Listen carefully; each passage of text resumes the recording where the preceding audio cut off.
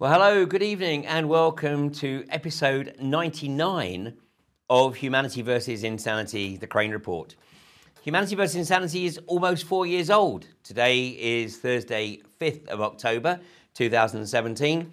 So we've averaged almost one show every fortnight for the last 4 years.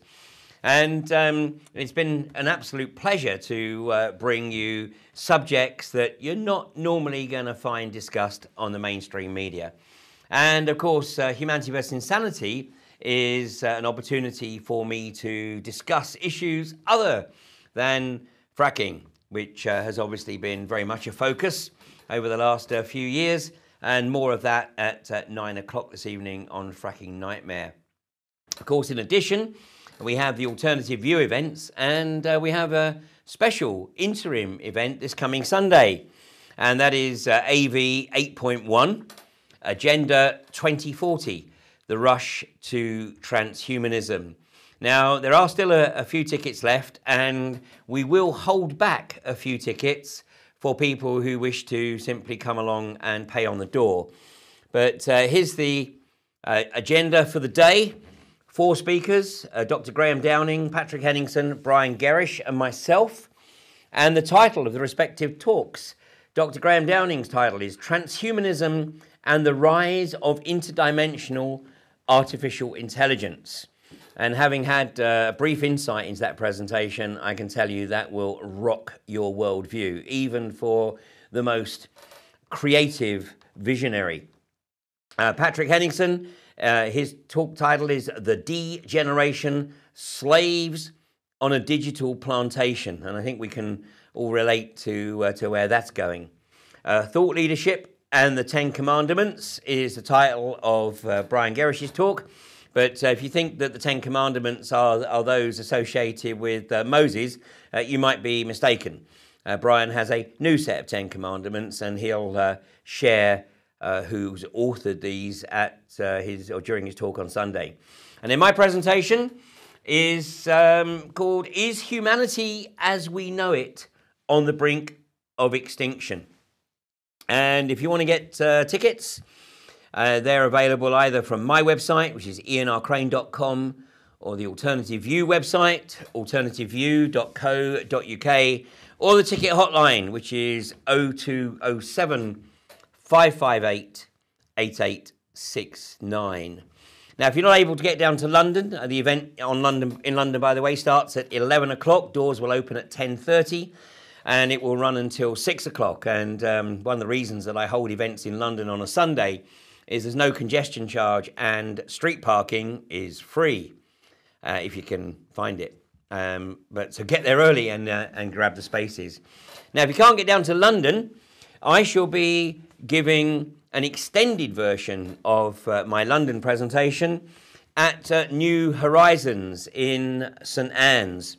This is almost my annual pilgrimage to New Horizons.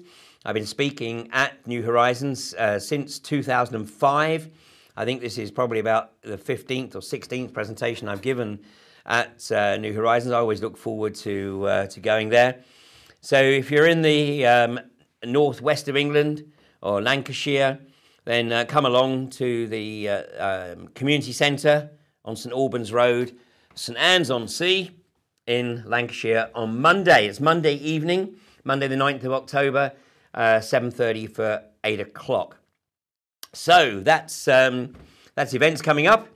And my guest tonight has been with me on a number of occasions on Humanity versus Insanity, and was also a speaker at AV6 and Pippa's AV6 presentation, which was titled Sleepwalking into a Surveilled State, can be viewed free of charge on the Alternative View YouTube channel.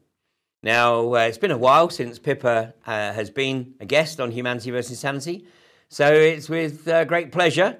And we nearly thought that the technology was going to not be our friend tonight, but literally with 15 seconds before we went live, we managed to get the connection to work with Pippa. So Pippa, an absolute pleasure to welcome you on episode 99 of Humanity versus Insanity. Thank you for having me on again, Ian. It's a pleasure. Thank you. Now, so Pippa, obviously you have been on point on the biometrics issue in this country now for best part of a decade. In fact, I think a little bit more than a decade. And you have probably done more than most to try and draw attention to the rapid descent into the surveillance state. And perhaps this was brought home to me when we had a speaker at AV8 from Albania who made the observation that, the British media demonizes Albania as an oppressive regime. But as he says, he can actually walk around his country without being caught on camera 400 plus times a day. So, unfortunately, your work is very much required in the UK and is gathering pace. So tell us what you've been up to recently. So recently, the Met Police were running facial recognition behind CCTV cameras at Notting Hill Festival. This was the second year they did it. And last year they did it and they decided to sort of be open about it. But there was no debate in Parliament, there was no scrutiny of the system, they weren't able to give any false positives or negatives or how accurate the system had been. And they announced this year they were going to run it again behind CCTV at the festival. And so Liberty organised a sort of open letter from 12 different privacy organisations, sort of to the Met Police saying, don't run it, we need to have the debate about it, you need to show us what the technology is doing, what faces you're scanning, which databases you're using. And the Met Police basically said, well, we've shown a few MPs around, or we've invited some MPs to sort of view the system. And that was about it. So Liberty went back to them and said, well, why don't you invite us to come and have a look at the system?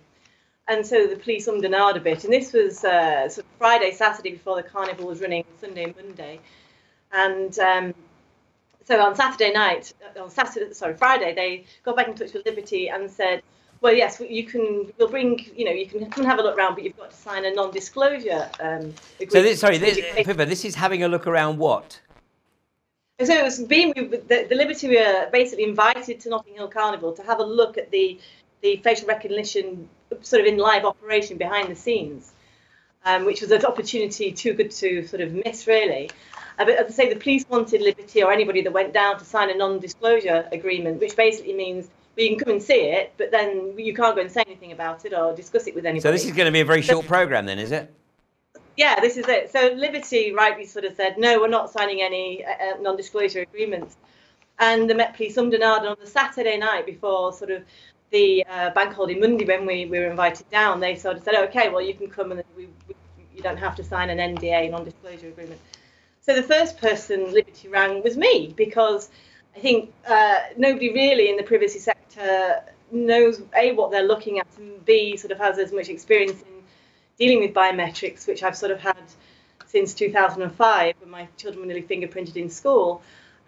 So Liberty said, a bit last minute, but would you like to come down and have a look at the Met Police's live facial recognition unit in operation? So I jumped in my car, 8 o'clock Monday morning, got into London about midday, caught a tube across to Notting Hill, and we were given a tour of the facial recognition in working in real time, which I have to say it was clunky, it was inaccurate, and it was immature technology. If you look at the systems, the companies that are selling these systems on the internet, they have these really classy videos that sort of show how effective this technology is. And we were shown, so we had basically about an hour and a half with the Met Police. We had somebody from their IT department, we've got a woman called Joanna, and another guy who was head of operational services on the day, sort of on the ground.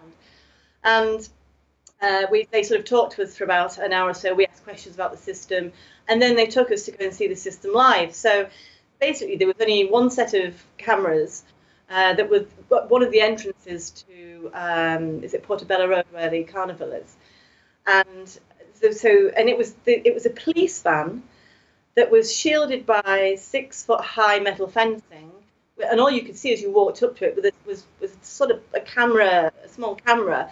So we're sort of looking in both directions. And that was it. There was no, this is facial recognition, this is CCTV. In all intents and purposes, it looked like there was some roadworks there. So we were led behind the screen and into the van, which was just basically a computer screen, two computer screens, one of which the facial recognition was on, and the other one was the cameras, sort of, the live feed from the cameras. And so the system was pulling up. So the police had, I think 550 photographs. They'd made up their own database of people that they wanted or were missing or persons of interest. And so the system was, as people were walking down or even out, was picking up their faces and comparing it against this database of photographs. And we saw about 35 matches in maybe about 20 minutes. So it was picking up people quite frequently. The faces would turn up red if they thought it was a possible match, or it would turn up blue if the system had flagged it and then it had decided itself that it wasn't a match, so it threw it out. But on one instance, the system had flagged up a female that was entering the festival and had brought up a male photograph on the database to say, this we think it's this. And it's not even gender specific, but then all it is doing is literally measuring the face. So the female had similar facial measurements to the guy who was on the database, who was a wanted or persons of interest. And so what the operation as it was going happened as such. So the system would then analyse itself to see whether or not it thought it was a match or not, and it discarded the vast majority of them. If it did think it was a match, then it'd show the match to the police officer looking at the computer screen. Then the police officer would decide visually, is that a match or not? If that police officer decided it was a match, then what they would do is they would send that information down the line to a policeman further, sort of 500 metres down the line or whatever, to pick up that person and ask them to identify themselves and to prove who they were. So, and that policeman then had to make a decision when he saw that person in real time, whether he thought it was the person on the database. So I guess there's sort of three checks. The system itself checks itself, the person in the van was checking, and then the police officer at the end of the line was checking. And they'd sent, during the course of the festival, 5 matches down the line. So it had gone past the system, past the police officer in the van, and it had gone to the police officer on the street. And it was the police officer in the street that made the end decision as to whether or what he was going to approach the human that had been identified. And in 5 instances, they did. And when people were asked to identify themselves, or the police had assessed the situation with the real human being in front of them, that it wasn't them, they sort of let the people go. But I don't know I mean, I've never been to Notting Hill Carnival before, but I wouldn't have thought it's the type of place you'd take sort of documents and identify yourself. It's rowdy, it's party atmosphere. You could lose something like that. So I don't know if the people were able to successfully identify themselves with documents or whether the police were satisfied that they had identified themselves. But one particular person was apparently on the database, and he was, well, we got told, or we were certainly under the impression, myself and the people that went from Liberty and the other organisations were under the impression that he'd been arrested because of this identification on the facial recognition. But the police were they're very quick to say he wasn't arrested. It took them a week because Silky, who was from Liberty, had written a blog piece about our visit there, and she had reported that he had been arrested. Sky News picked that up and they reported it as well. The police then got in touch with Sky News saying, oh no, we didn't arrest him. There was no arrest as a consequence of the facial recognition. And it was only a week later when they sort of confirmed, well, he was detained, but then we released him. So we don't know. Forthcoming with how successful the technology was until they're having a consultation, I think, in the first half of next year. So I've Freedom of Information requested them for their privacy impact assessment, which they won't release until the sort of assessment of it in the new year happens, and they're just keeping stum about it at the moment. But the system they were using was using an algorithm that was only a week old that the supplier had given them, and it was almost as if they were testing it for this particular supplier. So it's all in its infancy stages, but it did look very clunky, and in some respects I was quite pleased that it wasn't as sophisticated as the industry makes. So do you think that you were actually shown the the real deal, or were you just shown something to effectively sort of keep you at bay for a while longer? If they've spent money purchasing that system, it's a waste of money as it stands at the moment. I'm not sure whether they obviously showed us what they wanted to show us.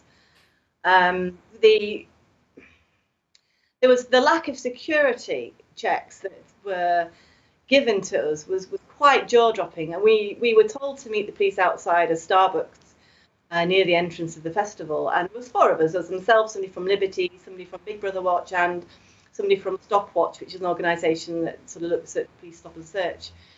And then we were met. We were all four of us stood outside there, and then we were met by the two police staff, the IT and the commander on control. And then we were just, and they sort of said, "Who are you?" I said, "Oh, I'm Pippa."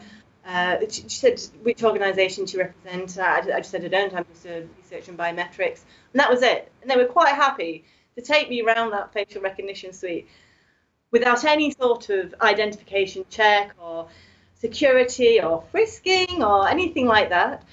And either they had sussed us out and knew who we were beforehand, or they're just really, really lax and just would take anybody around to see this tech. But I think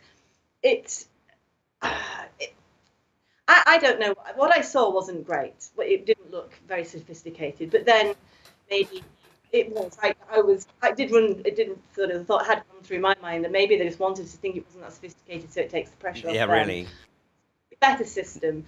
I mean, they're not going to show us what tech they've got, the best tech they've got at all, especially with the non-disclosure agreement on there. But it was interesting because afterwards we decided to go to a local pub for a drink just at the top of the festival. And the local pub, like, "No, you're not coming in here. We need to see ID. You need to look old enough." Da da da da da. I thought, wow, I've been asked more ID to go and to step in this pub than I have to go and see the latest state-of-the-art Met Police facial recognition system. Which was a crock of crap anyway, by the sound of it.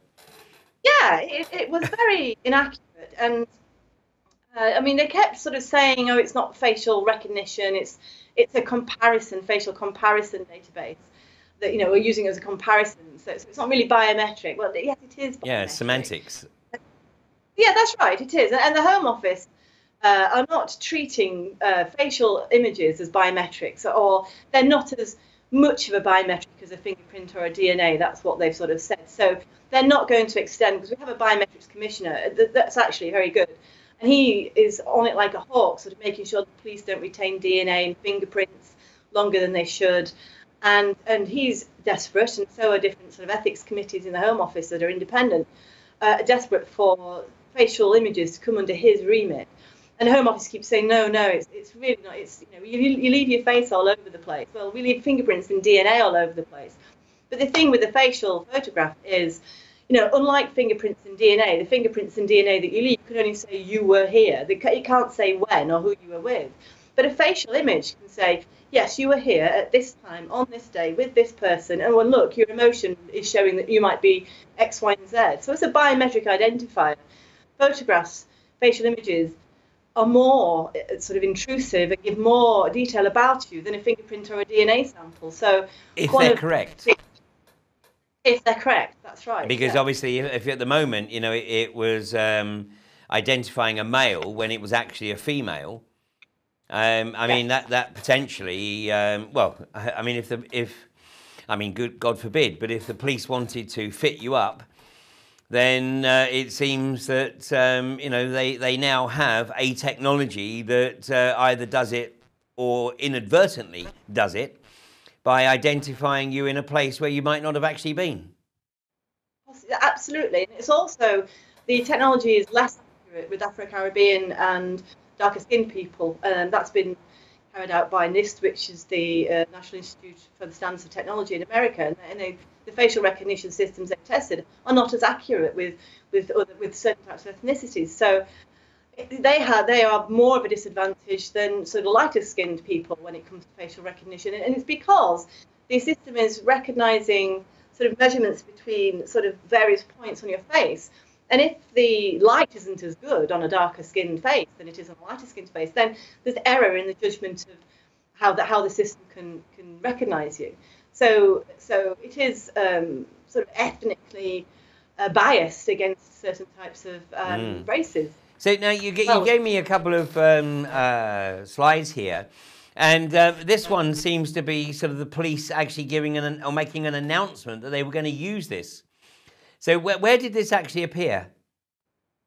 So this, we sort of said to the police, so how, you've hidden the van and basically the camera's behind metal sheeting. You're not telling, the van's not identified. Good enough to have put, like, the South Wales police are also trying the same technology. And they have vans that say, CCTV in operation with facial recognition. And so I mean, that facial recognition is being carried out in that area. But by the time you've read the blooming van, you're already part of the system. So it's not like you can make a decision not to participate in the facial recognition process that's going on in South Wales. But the police sort of said, oh, we didn't have enough time to put stickers on the van. And, the lady from Liberty sort of said, you could have got that done in 24, 48 hours. You've known for a year you're going to retrial this technology. And they said, well, we've been handing out these leaflets, and they were A6 size, like a postcard size leaflet they were handing out. I didn't see any being handed out, but apparently they were being handed out. And we said, well, how many have you handed out? And they just said, oh, a wad. So we were like, well, 10,000, 1,000, 50? How much is a wad? And they couldn't tell us how many they'd printed. And in the time that I'd sort of spent at the top of the carnival, I'd been given leaflets to go to see different shows and different bars and different bands, and people just sort of look at it and they'll just throw it on the floor. So they hadn't really let people know that they were trialling it at all, in our opinion, definitely. So now, listen, obviously what we have is, like, on Facebook, whenever there's a photograph, there's a facility that encourages people to identify people they know on the photograph. And of course, once they've done that, it's in the database. And any future photograph, if that person appears in that photograph, then that person is identified by Facebook. So is there a descent here into social media like Facebook, like Twitter? I mean, Facebook definitely has the facial recognition, but based on somebody actually manually inputting who that is. Normally, it's either the individual puts it in themselves or a friend puts it in, having to identify them. But at that point, I mean, that's a hell of a resource, a potential revenue stream for the likes of Facebook to sell to the security services if they were so minded. Well, I guess the security service could request those from Facebook and hide under national security and law enforcement, because they can, as I found out with the fingerprints in schools, if police or security services believe that a fingerprint that's held on a school database or an algorithm of a fingerprint of a child held on a school database will help solve a crime, these days the school have to give that information to the police, and the police or the school don't have to tell anybody. So certainly the security services do have the powers to do that within schools, and I wouldn't be at all surprised if that also applies to private businesses. So let's just run that past again slowly. So when a child willingly hands over their fingerprint so that they can actually obtain a school lunch, which some schools have been doing for as long as 12 years now, at least as far as we know. So the parents say, well, there's nothing to worry about here. The child says there's nothing to worry about here because it's only a fingerprint to get a library book or get my lunch. But actually, they are handing over their biometric data that is put into a database that, unbeknownst to them, the police have access to if they claim that they believe that information might help with the solving of a crime. Yes, that came about, I think, in 2007, 2008. I can't clearly remember which year it was, but there was a Home Office Select Committee that was looking into a surveillance state. One of the people that got interviewed there was a guy called David Smith, who was the Deputy Information Commissioner, who the Information Commissioner's Office oversees the Data Protection Act. And he was asked a question by one of the members of the House of Lords, could police access a school database? And he said yes, it would, if we thought it would help solve a crime. And he said and he also went on to say a low-level crime would be justified as well. So it wouldn't even need to be, there's no criteria of what the crime is. The police basically could have access to the database. And then hold on to that data. hold on to the data. It can go to Europol, Interpol, police share fingerprint and facial databases with Europe, internationally. So once you have a child that's put its fingerprint on that scanner, he's going to be at the mercy of that fingerprint really for the rest of his life. You have no control over where that data goes. And of course, you know, we have a new iPhone that can be switched, or you can access the phone through facial recognition. So that's Apple maintaining a database of facial recognition, and I'm guessing having a software that is somewhat more accurate than that currently used by the Met Police. Yeah, well, you would have thought so, because if it's got to enter, sorry. Is that a Theresa Maycoff? No, golly, that was disastrous for her, poor woman. Poor woman? Anybody. No, okay, we won't go there. Right, carry on. Yeah, okay. One would presume it is more accurate than the stuff that the police are running, definitely. But you know, it's not just the Met Police that are running this. We know we've spoken before about Glasgow having Suspect Search, which is a facial detection program. So if there's a person of interest or a missing person or somebody or a missing child, the system behind the CCTV cameras there can be told that we want to find this person, or we want to find somebody with yellow wellies and a blue hat. Can you pick it up on the system? And the system will scan. At the moment, there's 70 cameras in Glasgow that have this built into them. Will scan the camera feeds to see if they can pick anybody up in real time. Now, Glasgow City Council have had this technology from NICE. It's called Suspect Search. So the clue's in the name, really, rather than missing persons. So they've had it since June 2014, and they've not switched it on yet. I have been asking them since at least August 2015 when they're going to switch it on, in months or when this is done. And it turns out every time in their Freedom of Information request answers, it turns out that they can't seem to fit the privacy impact assessment, which is required in the Data Protection Act, to the system. So my concern is at the moment that we have a new data protection bill that's just hit Parliament sort of a couple of weeks ago, that whatever is hindering the turning on of this system in Scotland needs to absolutely stay in the current data protection bill that's going to go through Parliament. So I just had some details back from Scotland earlier this week to say, no, it's the privacy impact assessment basically that we haven't, that's not enabling us to switch it on. So I'm going to Freedom of Information request them for all the correspondence regarding the privacy impact assessment, so myself and maybe other data protection experts can identify which part of the Data Protection Act is stopping that system from becoming operational. Because we've also got, I think we've got a slide there. There was an article that came out in August. We've got West Yorkshire Police. This is the one here, I think, isn't it? In Huddersfield. In Huddersfield, yeah. West Yorkshire Police. So West Yorkshire covers Calderdale, Bradford, Leeds, Wakefield, and Leeds. It's the fourth largest police force covering 2.1 million people, and they've got some money from. I'm going to read this out so I get it right. Then, the Police ICT Company, the Home Office, and Community Safety Partnership. So they've got some funding from them to look into putting the same sort of system that Glasgow has, whether it's the same supplier, I don't know, behind public space. Television cameras, security cameras in those areas, but also on the metro public transport systems, that's buses and trains. So there would be absolutely no escaping that if that went ahead. And in the article it says that, you know, it's for missing people, missing children, vulnerable, dementia, that sort of thing. So West Yorkshire Police are looking at that. So these systems, and also Edinburgh, have been sort of sniffing around a company called Cognitech. And their system to put us a similar sort of system behind public space television there. So it's not just police forces that are using it; it's also local, in conjunction with local authorities and sort of city councils as well.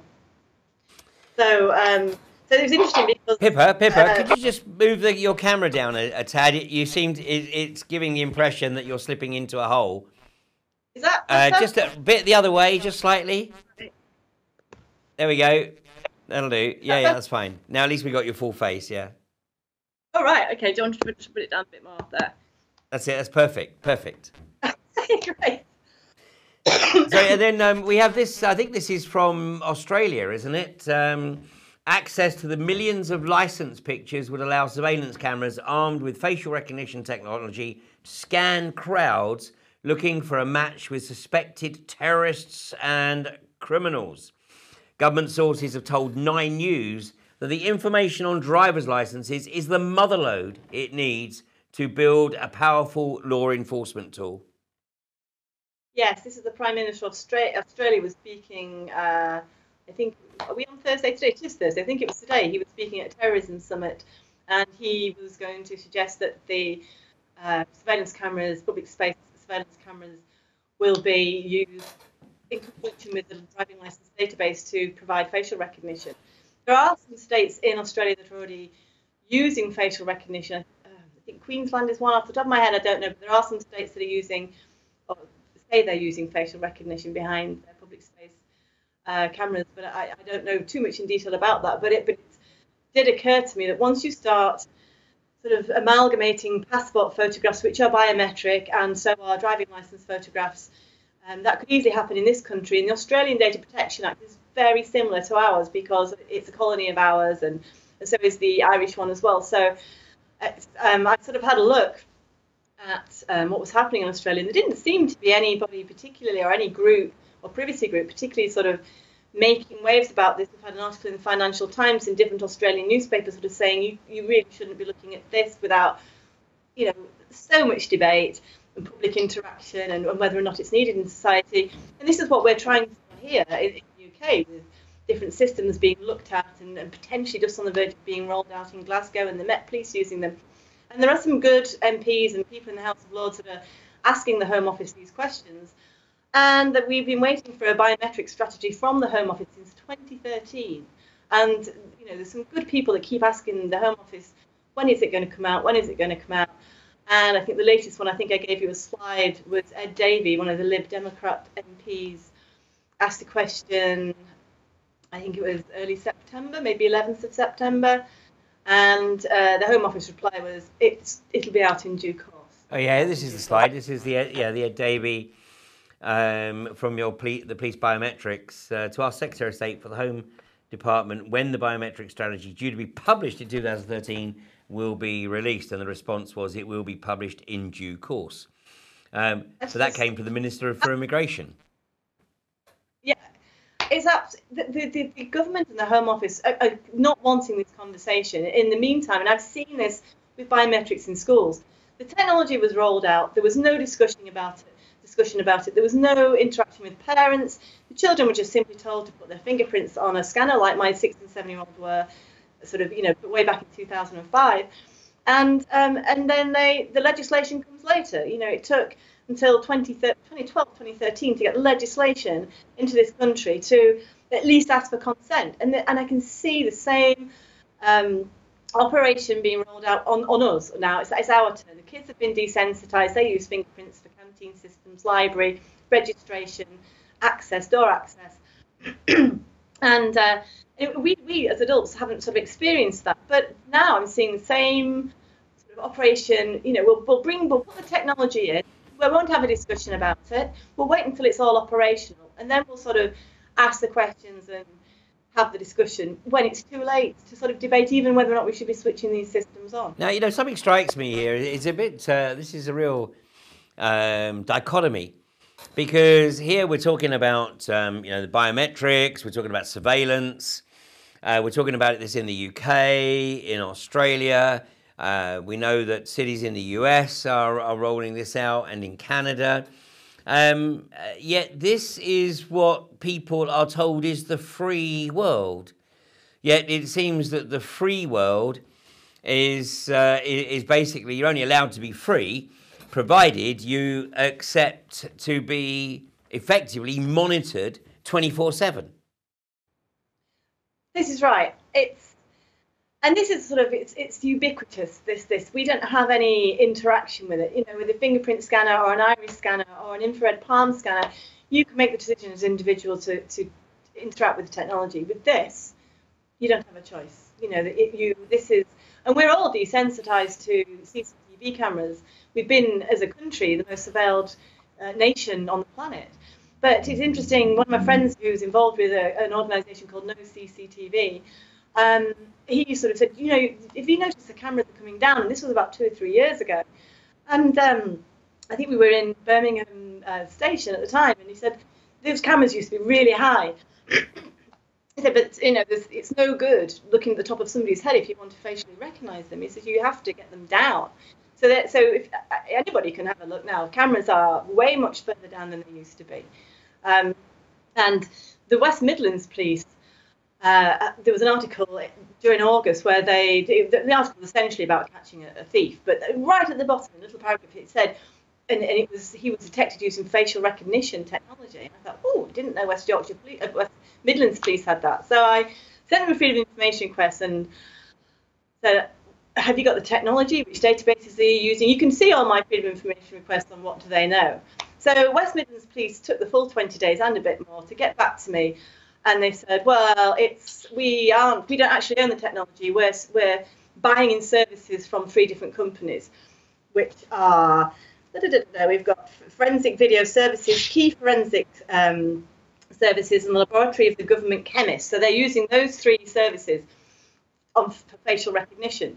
So I got this answer back it was the 22nd of the 8th.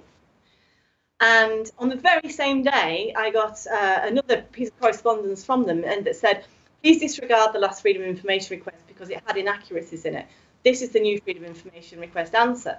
So I looked at it, and because I'd asked exactly what was quoted in the article, which was facial recognition technology, in the response to the first question, which said, which technology are you using, please advise the supplier, and they then, in the original request, answered me with the suppliers. In the second request, they said, it's not facial recognition technology, it's called facial comparison technology, and therefore we're not going to give you any answers. Well, I'd already got the answers that I needed in the original request. But again, they're playing semantics. They're not saying we're not recognising anybody. They're just comparing faces, which is very, very different. So, yeah. But there's a concern here? I mean, obviously what we're seeing is the rush to privatisation. And, we're seeing more and more of the police services being privatised. Local authority services are almost all privatised now. And one of the driving forces to get things privatised is that once these services become privatised, they are outside of the reach of freedom of information requests. So, at the moment, you ask the police because the police are managing it. Whereas let's assume that, we're 5 years down the road and G4S or Serco are effectively the private contractors for law enforcement in the UK. At that point, under current legislation, we no longer have access, or we no longer can apply scrutiny via freedom of information. And this is extremely sinister.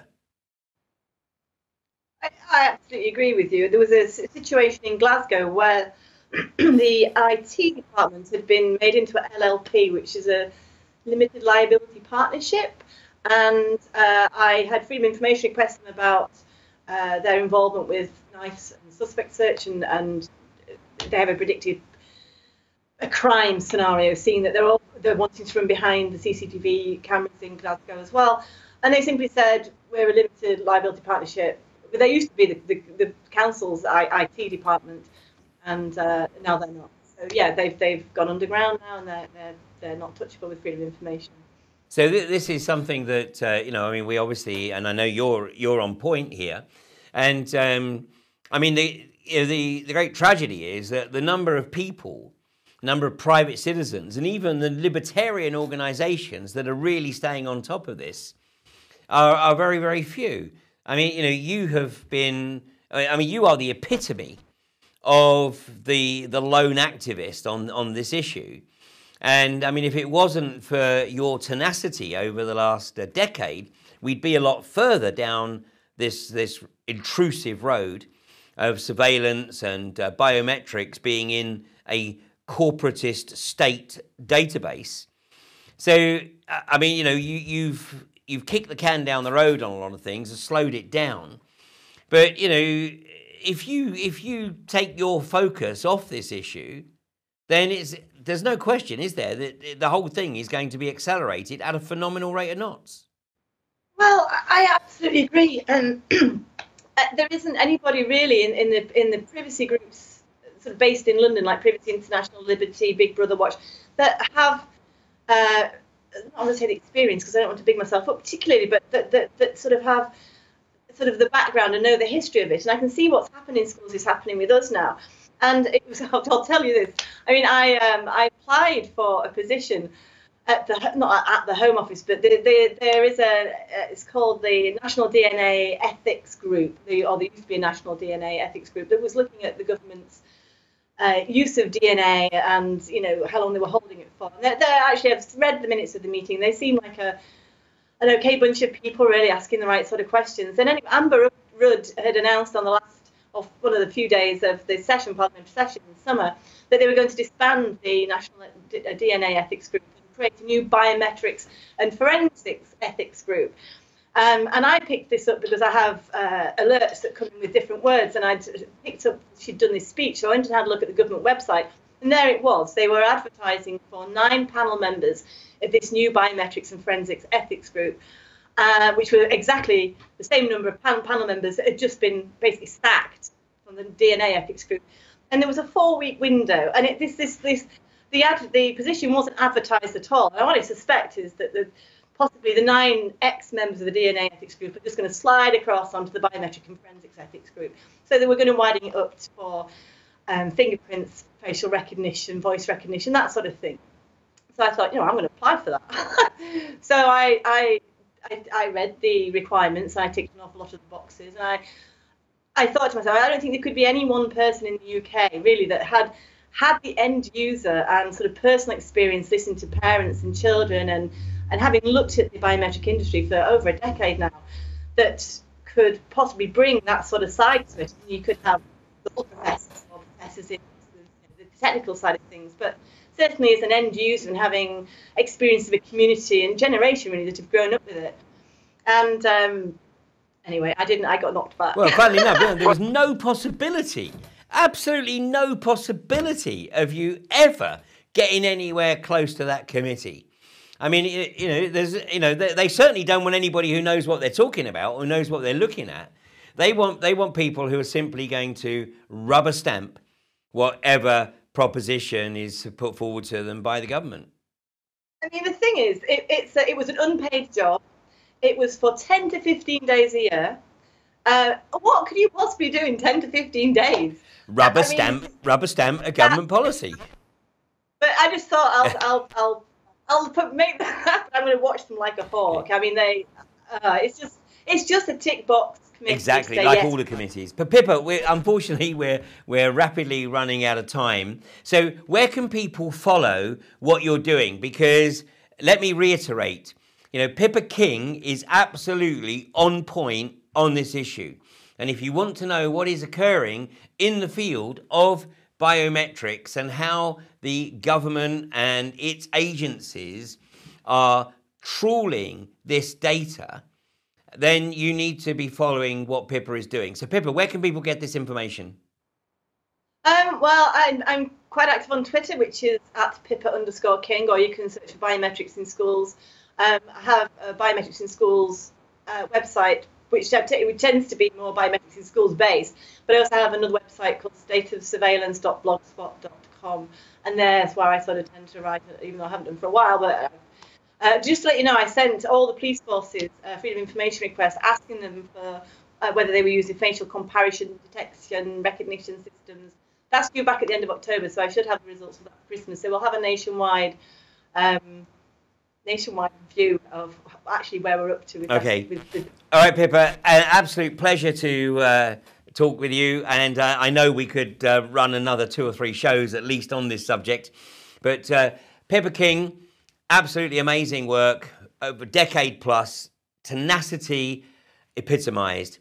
And like I said, if you want to see Pippa's presentation from a couple of years ago now at AV6, it's on the Alternative View YouTube channel. It's on screen here, and the title of that talk is Sleepwalking into a Surveillance State. It's an outstanding presentation with particular focus on Glasgow as the experimental smart city. And as you well know, if anything is prefixed with the word smart, you know it ain't smart for you or me. Okay, well, that's it for us on episode 99. We'll be back with episode 100 in the, I believe it's the second Thursday in November. Otherwise, I'll be back at 9 o'clock with episode 112 of Fracking Nightmare. So thanks again, Pippa King, and I'll catch you with you later.